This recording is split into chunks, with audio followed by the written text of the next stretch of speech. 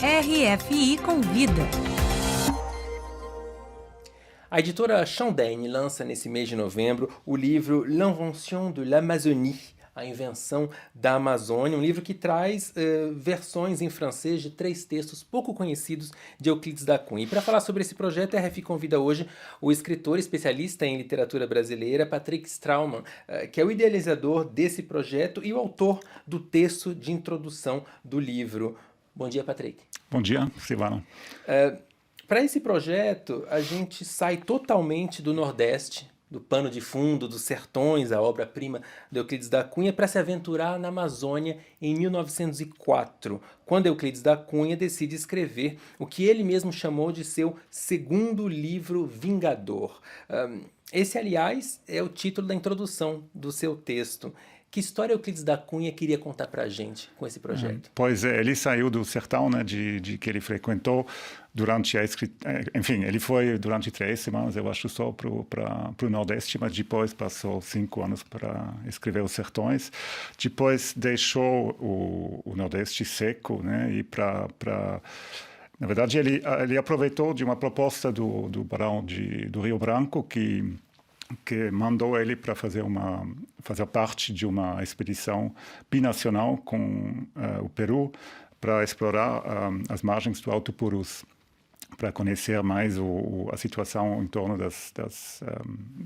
do nascente do Alto Purus, que estava muito disputado na época.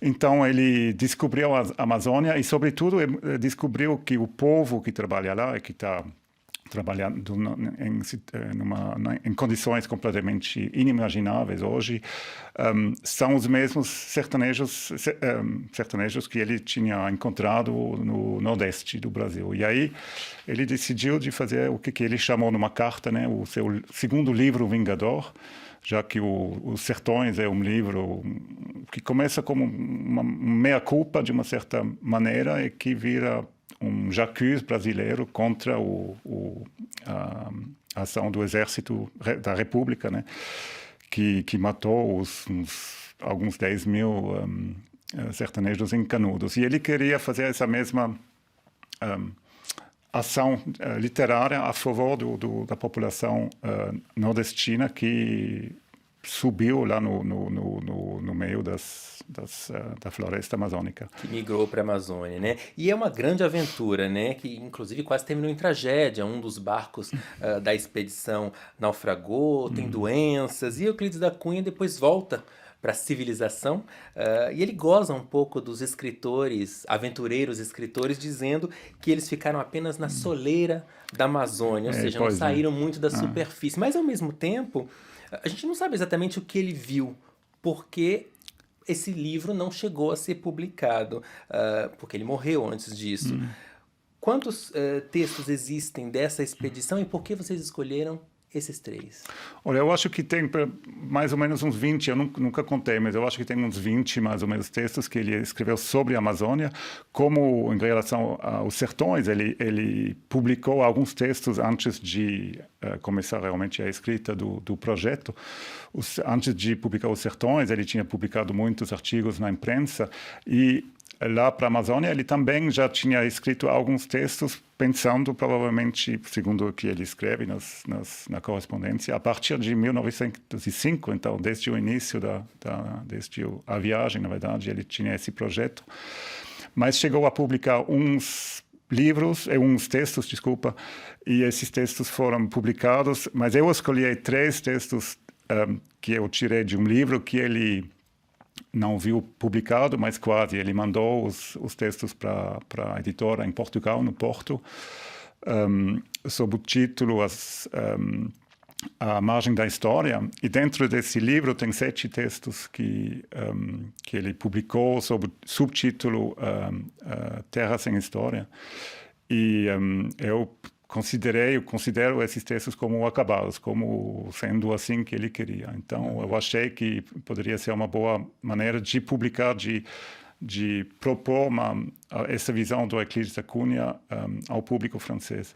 E o primeiro texto dessa seleção, intitulado Impressão geral, Impressões impressões gerais. gerais. Nesse texto, Euclides da Cunha descreve um pouco o que ele vê nesse mundo novo, mas principalmente, já de cara, o impacto do homem na região. Esse homem, esse intruso impertinente, como ele mesmo dizia, é uma espécie de fio condutor do texto, não? Essa presença do homem na Amazônia. Sim, com certeza. Eu também queria publicar esses três textos nessa ordem, porque eu acho que, enfim, evidentemente não dá para saber o que ele queria fazer nesse projeto, Um Paraíso Perdido, mas eu pensei que isso reflete mais ou menos essa partição que ele fez em Os Sertões, onde ele publicou uma parte intitulada A Terra, depois O Homem, depois A Luta.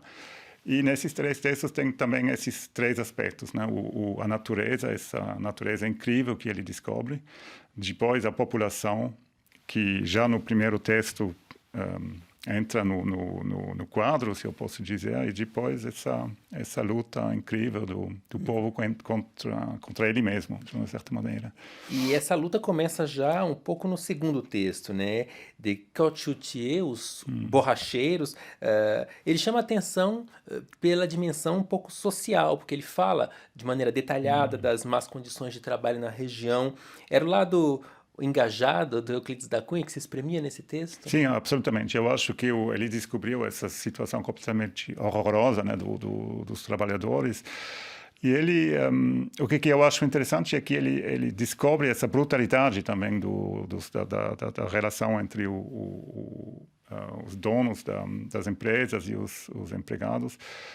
Mas essa brutalidade lembra muito também quase me lembrou um pouco essa força que tem também no Coração das Trevas, do Conrad, né, que é escrito mais ou menos na mesma época. E eu acho ele muito explícito ele realmente adota o ponto de vista dos oprimidos e ele tem, nesse sentido, ele escreveu uma literatura super engajada. Patrick, em setembro desse ano, o momento dos os principais lançamentos literários aqui na França, a famosa Rentrée littéraire, tem 2 livros brasileiros na programação e ambos falam da Amazônia. Tem o Tupinilândia, do Samir Machado de Machado, e o Morte e o Meteoro, do Joca Terron. É uma coincidência ou a Amazônia está vivendo um novo momento literário, inclusive com traduções de textos, digamos, históricos? Sim, enfim, os 2 outros textos são textos distópicos, né, que enquanto eu ressuscitei, entre aspas, uns textos históricos, mas claro que hoje em dia todo mundo vê um paralelo entre essa economia predatória, né, que acontece na Amazônia com o que descreve o Samir Machado de Machado e o Joca Reynolds Terron nos livros, que também tratam dessa destruição, né, do ambiente. E eu acho que é um assunto que assim é realmente no ar e que é na mídia e estamos realmente num momento muito perigoso em relação à Amazônia. E esses textos aqui não têm nada de distópicos. Eles foram escritos em 1904. Mas o que eles contam da Amazônia de hoje? Olha, eu diria que o que eu acho muito, ele não era nada de autor modernista, né? Ele era antes dos modernistas, mas eu acho que ele tem algo de muito moderno nessa escrita. Primeiro, quando ele começa esse primeiro texto chamado Impressões Gerais, dá para ver que ele chegou lá e realmente não viu nada. Um pouco como a Duras diz lá no filme Hiroshima, Mon Amour, você não viu nada em Hiroshima. E ele chega lá e diz, mas na verdade o Rio, o litoral do Rio é muito, muito mais bonito do que a Amazônia. E ele leva um certo tempo para entender o que ele está vendo. E isso eu acho muito interessante, essa confissão. É um pouco o Fabrice na Chartreuse de Parme, do Stendhal, que diz, eu não vi nada dessa batalha do Napoleão. Ele começa a aprender a ver. E aí ele compara, ele era um trabalhador completamente louco, ele leu todos os textos, todos os arquivos, ele conhece o Humboldt, ele conhece o Bates. Então ele está confrontando todos esses textos dos viajantes europeus, ele está confrontando o ponto de vista dele com o ponto de vista dele brasileiro. Isso eu acho muito interessante. E o que também muito visível hoje é que ele visitou a Amazônia numa época na qual a borracha era a matéria-prima mais importante do mundo. E hoje a gente tem, mais uma vez, essa economia predatória realmente que voltou para o Brasil, agora não mais para procurar a borracha, mas para procurar a madeira, para plantar soja, para o gado, e tudo isso coloca a Amazônia de novo no foco da economia mundial. E, de novo, essa região está completamente exposta a essa demanda. Só que hoje é uma demanda mundial, global, e muito mais forte do que um século atrás. Ou seja, uma outra maneira de ver uma espécie de alerta sobre a situação da Amazônia, datando de 1904. Nesse livro, L'Invention de l'Amazonie, a invenção da Amazônia, 3 textos de Euclides da Cunha, com introdução de Patrick Straumann, tradução, temos que dizer, de Mathieu Doss, publicado na editora Chandaigne. Obrigado, Patrick Straumann, por ter participado do RF Convida de hoje. Muito obrigado, Silvano.